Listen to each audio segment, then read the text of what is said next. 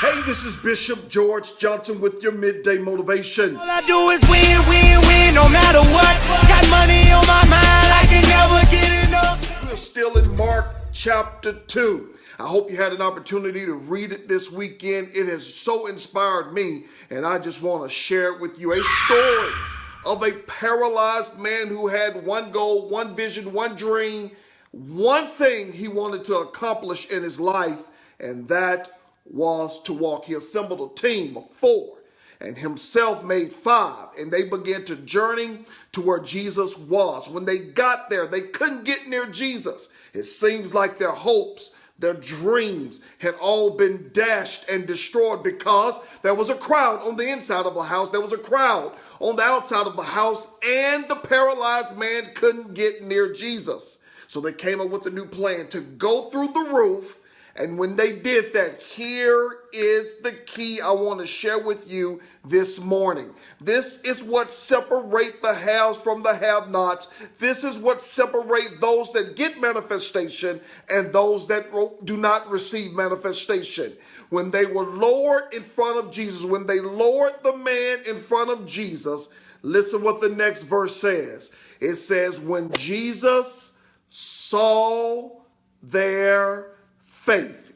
You got to get that. When Jesus saw their faith. That word faith right there goes beyond believing. And that's what many people stop. They only stop at believing. But that word faith goes beyond believing. You see, they were believing when they came up with the idea to go see Jesus, but it never changed his situation. He was still paralyzed. They were believing when they started walking towards Jesus on the journey to get there, but his situation never changed. They were believing when they were standing in the parking lot trying to get in the house where Jesus was, but he was still paralyzed. His situation, his condition never changed. They were believing even when they were on the roof, tearing a hole in the roof, they were still believing, but his situation never changed. His condition never changed. He remained paralyzed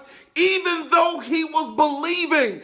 And that's where people stop. And his situation didn't begin to move until they said Jesus saw their faith. What did Jesus see? He saw them acting and moving and operating on what they believed. That's what that word faith means. When Jesus saw them moving, operating, and acting on what they believed, then it moved the hand of God. Then the manifestation came. You want a business? Where's the business plan? You want to get married?